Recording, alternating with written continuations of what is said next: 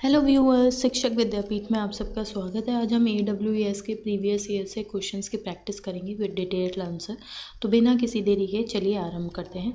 तो पहला क्वेश्चन है, तो PRT के जनरल एप्टीट्यूड एग्ज़ाम में जो फर्स्ट क्वेश्चन आया है वो आया है अनसीन पैसेज का। और क्वेश्चन है कि read the following passage below and answer the question. तो पहले हमें पैसेज पढ़ना है, उसके बाद क्वेश्चंस करने हैं। तो आइए पैसेज को पढ़ते हैं, अच्छे से समझते हैं।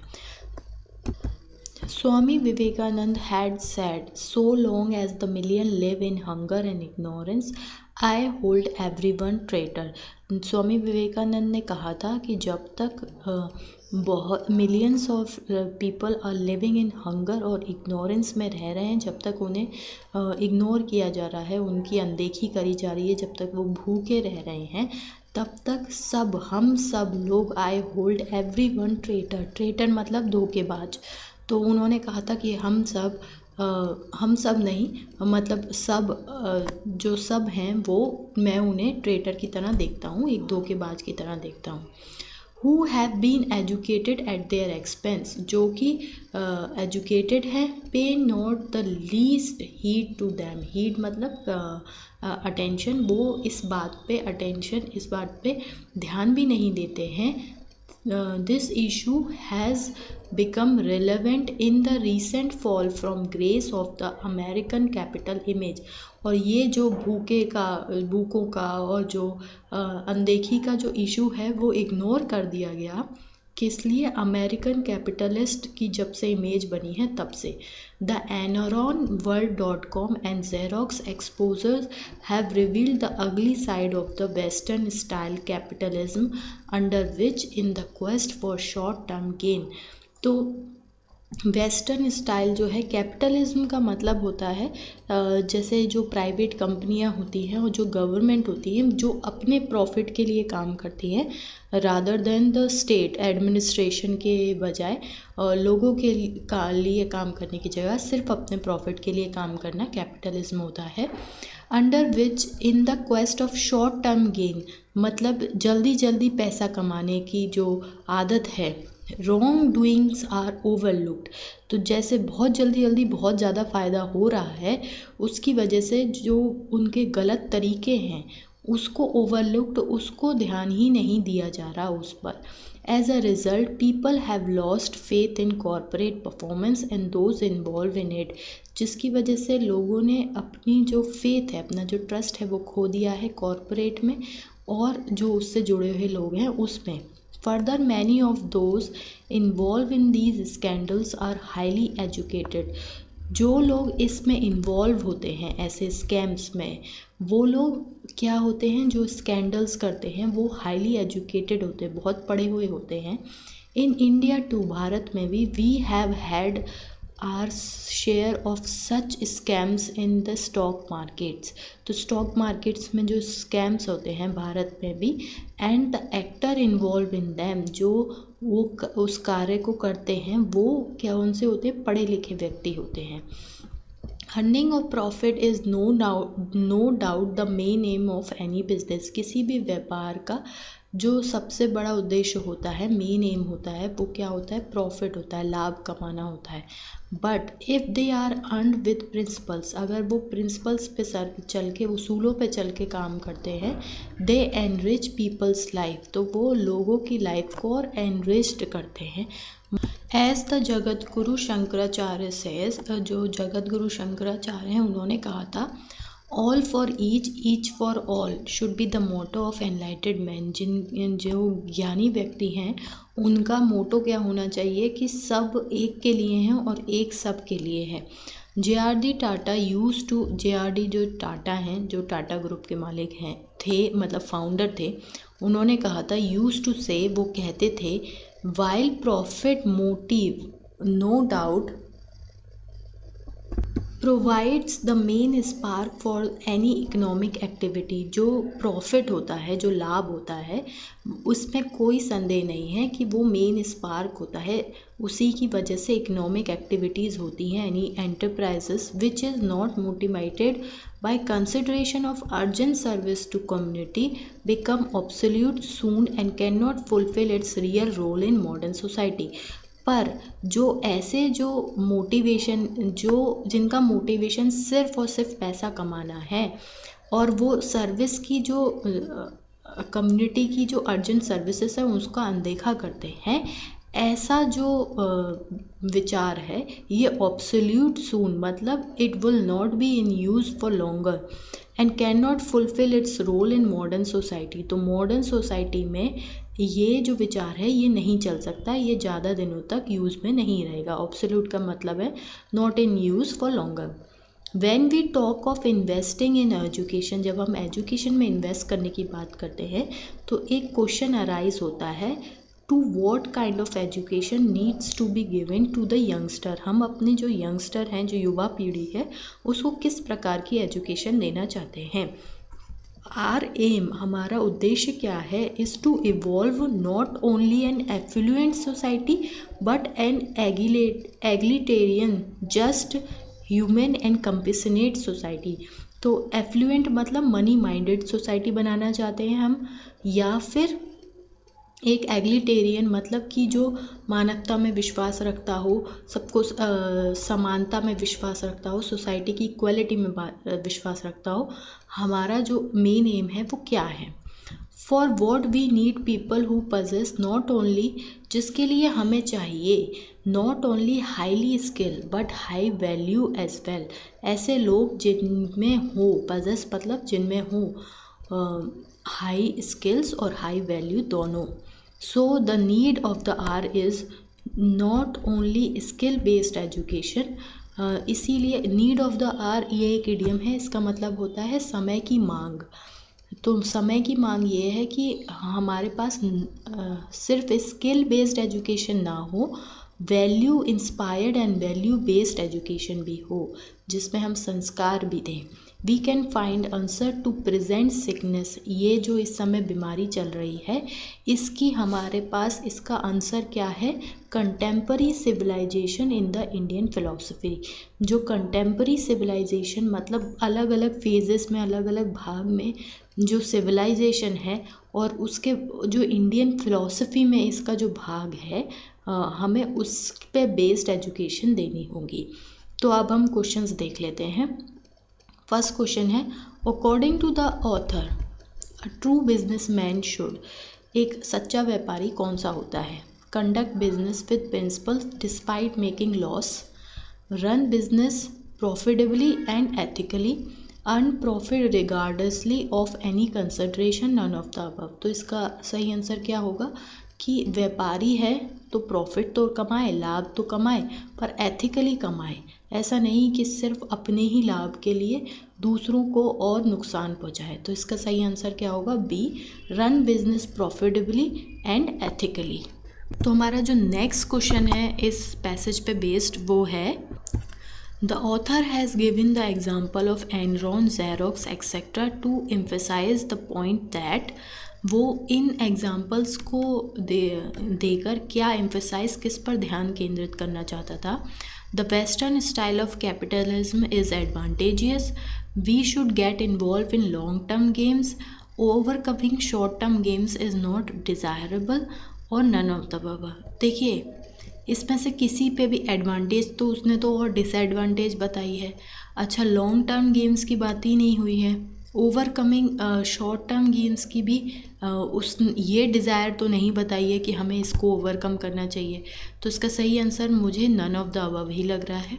इसमें से किसी के बारे में भी उसने इसको बता के ये बताया है कि कैपिटलिज्म डिसएडवांटेजियस है।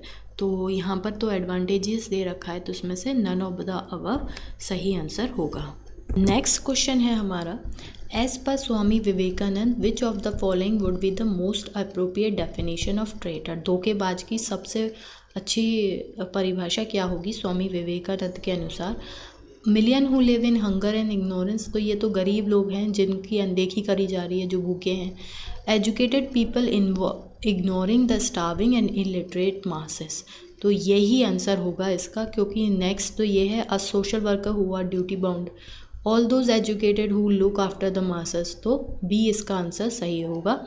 सही डेफिनेशन जो ट्रेटर की है स्वामी विवेकानंद ने दी है, वो ऐसे लोग जो भूखे और असहाय लोगों को की अनदेखी करते हैं। नेक्स्ट क्वेश्चन है, what are the ultimate expectation from education to be imparted to the youngster. हम अपनी युवा पीढ़ी को जो शिक्षा देना चाहते हैं उससे हमारी क्या अपेक्षाएं हैं। To evolve an affluent society, हम एक मनी माइंडेड सोसाइटी बनाना चाहते हैं। To make people inculcate high values, to help youth acquire high values. तो यहाँ पर हमने अभी देखा था कि हमें क्या दिखाया था, skill based education but also inspired, value inspired and value based education. तो हमारी क्या होनी चाहिए, हाई वैल्यू भी हों और हायर स्किल्स भी हों। तो इसका आंसर क्या होगा, ए होगा। बी एंड सी दोनों ही आंसर सही हैं। ए जो है वो गलत है। एफ्लुएंट मतलब एक मनी माइंडेड सोसाइटी तो हम नहीं बनाना चाहते एजुकेशन के द्वारा। नेक्स्ट क्वेश्चन है हमारा, what according to the author is a way to improve the evils in the society. Author के अकॉर्डिंग हम कैसे ईविल्स को सोसाइटी से इम्प्रूव कर सकते हैं। ठीक है, skill oriented education, contemporary education as in western countries, high value based and skill based education और टीचिंग ऑन इंडियन फिलोसफी। देखिए वेस्टर्न कंटेम्प्रेरी एजुकेशन की बात हुई थी पर वेस्टर्न कंट्रीज़ की नहीं। अच्छा, high value based and skill based education की बात तो हुई है और teaching end of Indian philosophy की भी बात हुई है। तो बी, सी और डी में से कोई भी सही हो सकता है।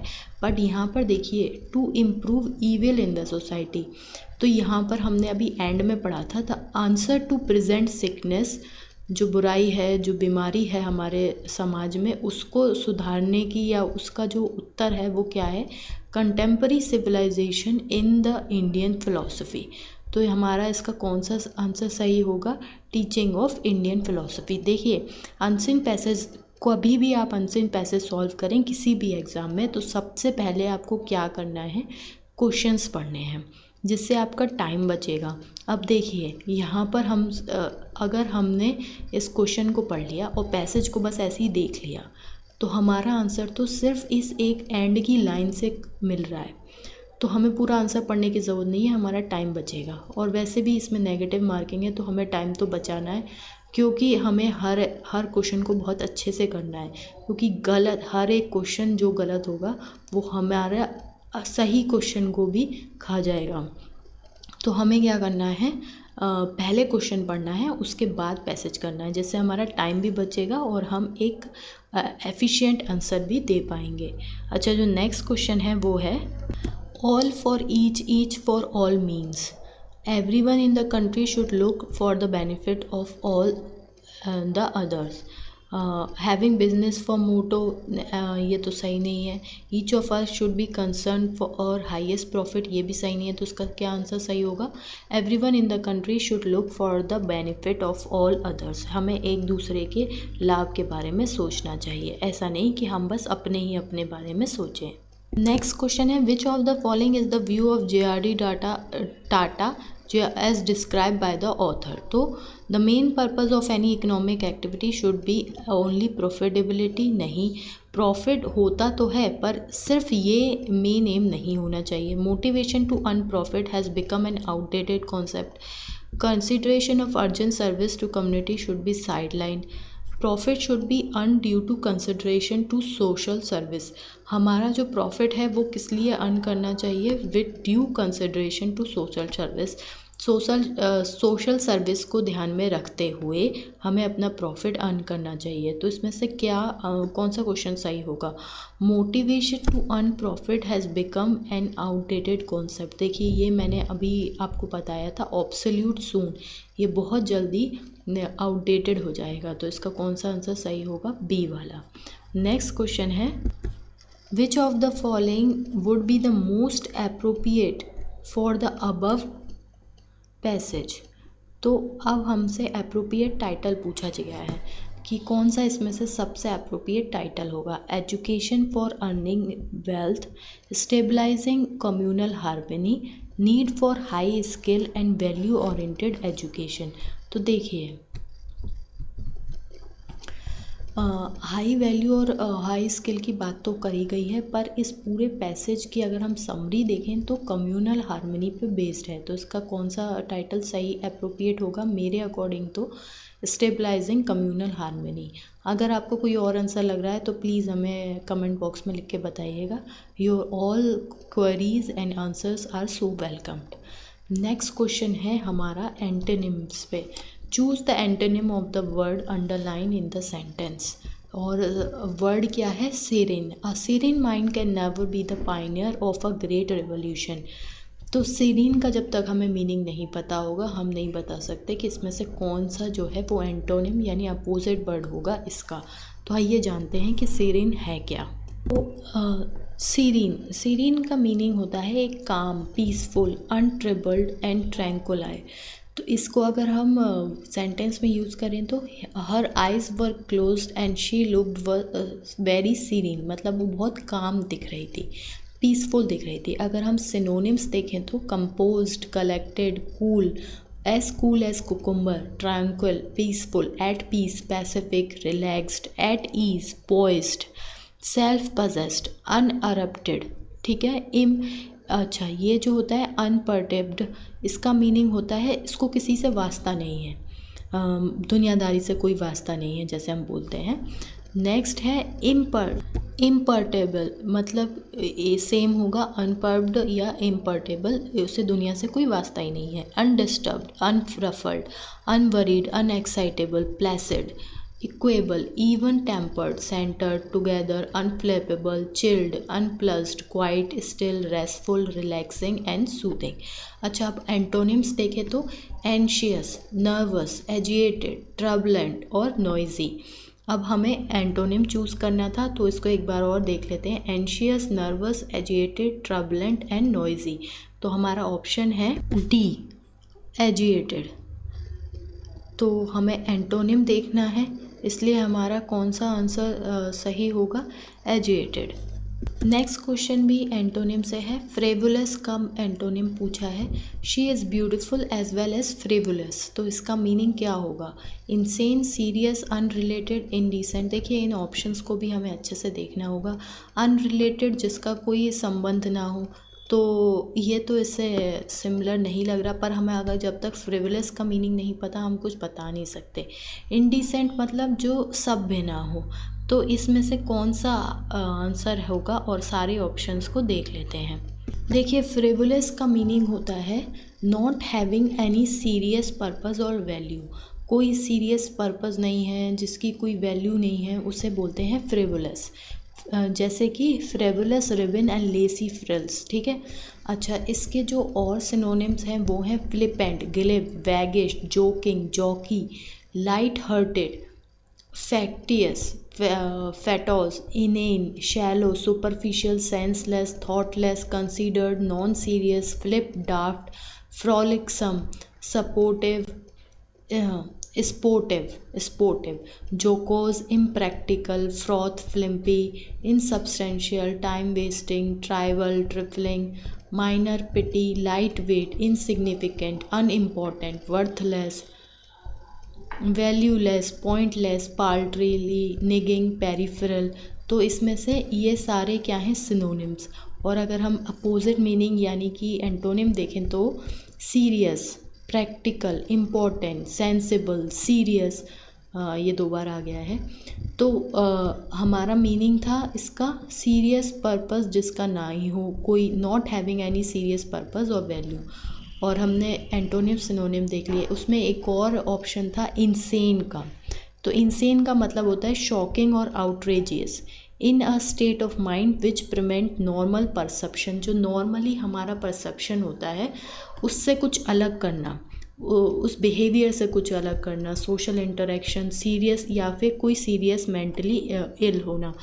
अच्छा, जैसे हम आज का जो यूथ लिंगो है उसमें भी बोलते हैं अगर उस किसी ने कुछ अलग कर दिया, तो कुछ बहुत बड़ा कर दिया या कुछ ऐसी कोई रॉकिंग सी, कोई कूल सी चीज़ कर दी, तो हम बोलते हैं इंसेन, व्हाट अ इंसेन।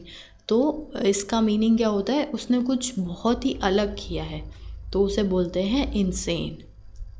तो यहाँ फ्रिवुलस का अपोजिट एंटोनिम क्या होगा? Serious.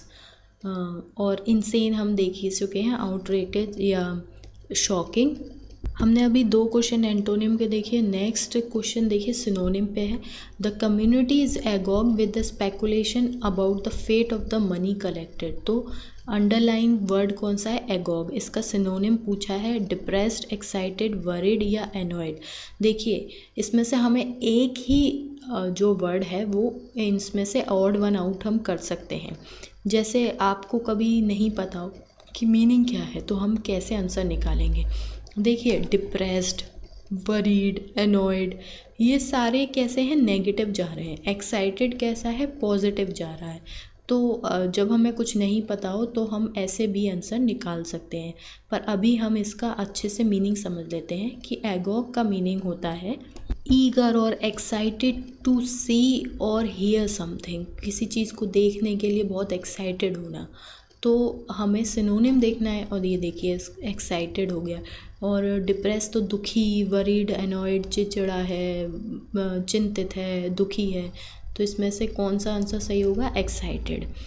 Propensity, propensity next question है हमारा। इसका सिनोनिम हमें देखना है। प्रोपेंसिटी का नेचुरल टेंडेंसी, एप्टीट्यूड, कैरेक्टरिस्टिक या क्वालिटी। तो प्रोपेंसिटी को अच्छे से पढ़ लेते हैं कि ये है क्या। एन प्रोपेंसिटी होता है एन इंक्लिनेशन और natural tendency to behave in a particular way. एक तरीके से काम करने की नेचुरल टेंडेंसी, आदत होना। हम कहते हैं ना ये तो है ही ऐसा, तो वही है propensity. His propensity of violence, ये हमने इसको सेंटेंस में यूज़ करके बता दिया आपको। प्रोपेंसिटी है उसकी आदत है वायलेंस करने की। अच्छा, और सिनोनिम्स अगर देखें तो tendency, inclination, pre disposition, proneness, proclivity, readiness, susceptibility, liability, disposition, aptness, penchant, leaning, predilection, bent, habit और वीकनेस। तो अगर आपकी कोई ऐसी आदत है तो वो वीकनेस बन जाती है, तो उसे बोलते हैं प्रोपेंसिटी। यहाँ पर हमारा कौन सा सिनोनिम होगा? नेचुरल टेंडेंसी, ए आंसर होगा। नेक्स्ट क्वेश्चन है the below expression is followed by 4 words. देखिए यहाँ पर 1 वर्ड सब्स्टिट्यूशन पूछ रहे हैं और जो वर्ड्स दिए हुए हैं वो हैं a remedy for all disease. सभी डिजीज़ की रेमेडी को क्या कहते हैं? ये है हमारे पास ऑप्शन मेडिसिया, पेंसिया, रेमेडिया या क्योर। तो देखिए इसका जो वन वर्ड सब्स्टिट्यूशन होगा वो होगा, देखिए आपने पेनिसिलिन अगर सुना हो, जो एक वैक्सीन बनी थी पेनिसिलिन, वो भी इसी से बनी है। तो यहाँ पर देखिए द पेंसिया जो वर्ड है उसका मीनिंग होता है named after the Greek goddess of universal remedy. Universal remedy की देवी को ग्रीक की जो देवी होती हैं उसे कहते हैं panacea. Is any supposed remedy that is claim to cure all disease and prolong life indefinitely. तो एक प्रोलॉन्ग लाइफ, लंबी आयु के लिए और हर बीमारी के इलाज के लिए जो देवी होती हैं उनको बोलते हैं पेंसिया। तो यहाँ पर भी वही वर्ड यूज़ किया गया है। The remedy for all disease क्या होगा? पेंसिया। नेक्स्ट है हमारा, ये भी 1 वर्ड सब्स्टिट्यूशन है। A disease which and in death, deadly, fatal, cancer और लाइफ सक। लाइफ सक बोलते हैं कि मेरी लाइफ तो बहुत ख़राब है, तो उसको बोलते हैं लाइफ सक। कैंसर जो है वो बीमारी का नाम है जो कि डेथ कॉज करती है। डेडली डिजीज़ बोलते हैं जो बीमारी कॉज करती हैं, परंतु फैटल का मीनिंग ही होता है जो कि कॉजिंग डेथ, जो डेथ कॉज करे, फैटल का मतलब होता है। अब फैटल एक्सीडेंट हो सकता है, फैटल डिजीज़ हो सकती है, फैटल इंसिडेंस हो सकता है, कुछ भी हो सकता है। फैटल का मतलब होता है कॉजिंग डेथ। तो यहाँ पर जो फैटल डिजीज़ होगी विच एंड्स इन डेथ, ठीक है, तो इसका आंसर होगा बी। नेक्स्ट क्वेश्चन है हमारा choose the option which is best express the meaning of the underline idiom phrases. तो यहाँ पर हमारा इडियम ऑफ फ्रेजेस आ गया। ही always picking holes in every project. वो होल्स पिक करता है हर प्रोजेक्ट में। इसका मीनिंग क्या होगा? देखिए पिकिंग होल्स एक इडियम है, इसका मतलब होता है शोइंग फ्लॉज और फॉल्ट्स। फ्लॉज मतलब कमियां निकालने वाला व्यक्ति, तो पिकिंग होल्स मतलब कमियां निकालना। तो इसमें कौन सा आंसर सही होगा? बी वाला, फाइंडिंग फॉल्स। देखिए सजेशन तो इसमें कुछ है नहीं, इर्रेलेवेंट क्वेश्चंस पूछता है या एडवाइस देता है, तो इसमें से बी वाला सही बैठ रहा है, फाइंडिंग फॉल्ट्स। पिकिंग होल्स मतलब कमियां निकालना, और इसमें से कौन सा सही है? Finding faults. देखिए नेक्स्ट क्वेश्चन भी हमारा अंडरलाइन इडियम फ्रेजेस से ही है, और क्या है इडियम? टर्न्ड अ न्यू लीफ। तो एक न्यू लीफ को टर्न करना, इसका मतलब क्या होता है? इसका मतलब होता है turn over a new leaf का मतलब होता है make a fresh start, change one conducts और एटीट्यूड फॉर अ बेटर। किसी ने कोई अपने कामों को या अपने व्यवहार को बदले बेटरमेंट के लिए, किसी अच्छाई के लिए, या कोई फ्रेश स्टार्ट करे, एक नया आरंभ करे, तो उसे बोलते हैं टर्न अ न्यू लीफ। जैसे कि सेंटेंस में देखें, he promise the teacher he would turn over a new leaf and behave himself in class. वो क्लास में अच्छा व्यवहार करेगा, उसने टीचर को ये प्रॉमिस किया। तो क्या होगा? Turn over a new leaf. अच्छा, मैंने बताया था पिकिंग होल्स का मतलब क्या होता है? Two point out the flaws and faults. और फैटल मतलब कॉजिंग डेथ। तो फैटल जिस किसी के भी आगे यूज़ हो वो है कॉजिंग डेथ। तो हमारा आंसर कौन सा सही होगा? डी वाला इसका आंसर सही होगा, begin a different mode of life. Next question filling the blank से है, history records 17 incursion of Sultan Mahmud India, blank दे रखा है, ऑन, अगेंस्ट, अपॉन और इनटू। देखिए तो ये महमूद गजनवी वही महमूद गजनवी है जिसने 17 बार, आप सोच सकते हैं 17 बार इसने देश में क्या किया था? आक्रमण किया था। अच्छा, अब हमें इनकर्जन से इतना तो पता चल रहा है, जिसको मीनिंग नहीं भी पता हो, कि ये कुछ नेगेटिव ही है। और इनकर्जन अगर हम इसको आक्रमण लेकर भी करें तो हमारा क्या होगा इसका आंसर? तो हम पहले यहाँ पर तो खैर हम इनकर्जन को अच्छे से समझ लेते हैं कि क्या है। देखिए जो इनकर्जन होता है उसका मतलब होता है एन इन्वेजन और अटैक, स्पेशली अ सडन और ब्रीफ वन। जैसे लूटपाट जो होती है, एकदम से और छोटा सा लूटपाट करके चले गए, तो ऐसे इन्वेजन और अटैक को क्या बोलते हैं? इनकर्जन बोलते हैं। इनकर्जन को दो तरीके से यूज़ किया जा सकता है और उसके साथ दो प्रपोजिशंस यूज़ हो सकते हैं। जैसे कि इनकर्जन ऑफ द क्राउन, किसी चीज़ की लूटपाट करना तो ऑफ यूज़ होगा, और किसी जगह पर लूटपाट करना जैसे डेल्टा में या फिर किसी प्लेस पे इनकर्जन करना तो इनटू यूज़ होगा। अच्छा, यहाँ पर इंडिया की बात हो रही है तो क्या यूज़ होगा? इनटू। तो यहाँ पर कौन सा वर्ड आएगा? History record 17 incursion of Sultan Mahmud into India, not on, against, upon, इसमें से कुछ नहीं आएगा, इनटू आएगा। नेक्स्ट क्वेश्चन भी हमारा किसका है? फिलिंग द ब्लैंक्स का क्वेश्चन है। Your statement is replete contradictions. अब रिप्लीट का मीनिंग क्या होता है? रिप्लीट का मीनिंग होता है फिल्ड और वेल सप्लाइड विद समथिंग। अगर हम इसको सेंटेंस में देखें तो sensational popular fiction replete with adultery and sudden death. यहाँ पर पढ़ के ऐसा लग रहा है जैसे कि GOT की बात हो रही है, गेम ऑफ थ्रोन्स की, जो कि एक पॉपुलर फिक्शन है, विच इज़ रिप्लीट विद, जो कि भरा हुआ है, filled with adultery and sudden deaths. तो यहाँ पर हमारा रिप्लीट के साथ हम क्या यूज़ करते हैं? विद का यूज़ करते हैं। तो हमारा कौन सा आंसर सही होगा? ए आंसर हमारा सही होगा, विद।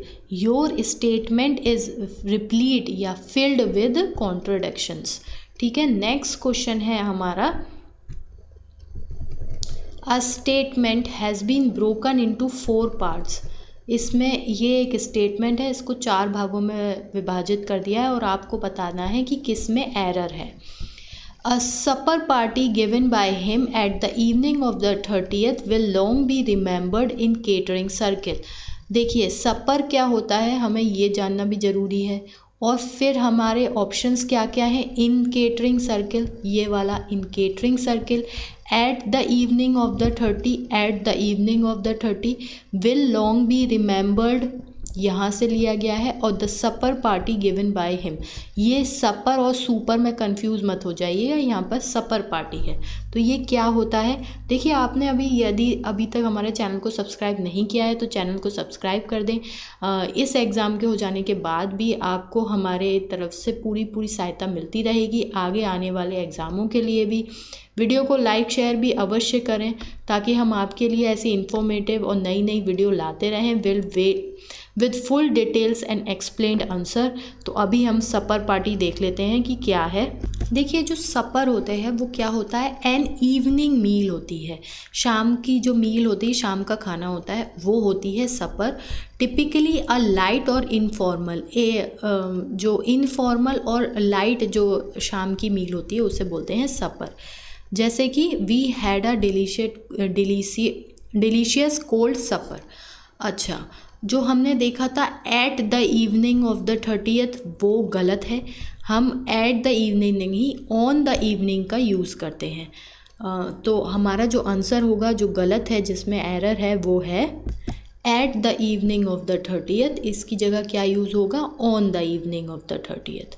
नेक्स्ट भी हमारे को एरर चूज़ करना है। One way route is a mean of reducing traffic in congested area of Delhi. One way route जो कि मीन है reducing traffic in congested area of Delhi. तो इसमें से आपको ये देखना है कि कहाँ गलती है। आइए देखते हैं कि कहाँ गलती है। देखिए जो मीन्स जो वर्ड है वो हमेशा सिंगुलर की तरह यूज़ करते हैं, जबकि हमें मीन अ सिंगल मेथड और a single way of doing something. जब हम एक प्रकार से किसी कार्य को करने के लिए बताते हैं तो मीन्स का यूज़ करते हैं as a singular. We can't use means as the singular mean. हम इसको इस मीन की तरह यूज़ नहीं कर सकते when you mean a method और अ वे। तो हम मीन्स, जब हम किसी मेथड या किसी तरीके को बताते हैं, देखिए ये वाला जो मीन है इसका मीनिंग होता है मतलब, और इस वाला जो मीन्स है इसका मतलब होता है कोई मेथड, कोई तरीका। तो it's always means and yet you use a singular verb with it. जबकि हम इसके साथ सिंगुलर वर्ब को यूज़ करते हैं तो भी हम इसे कैसे यूज़ करते हैं, मीन्स की तरह। देखिए अगर आपने अभी भी चैनल सब्सक्राइब नहीं किया है तो प्लीज़ चैनल को सब्सक्राइब कर दें। 2 सेकंड में आपको बस चैनल सब्सक्राइब करना है। पर हमारा क्या उत्साहवर्धन होता है ताकि हम आपके लिए ऐसा कल भी और परसों भी ऐसे नए वीडियोस लाते रहें। तो क्वेश्चंस देखते हैं कि क्वेश्चन क्या है। देखिए क्वेश्चन में one way route is a mean, यहाँ पर ये जो वर्ड है ये गलत यूज़ हुआ है।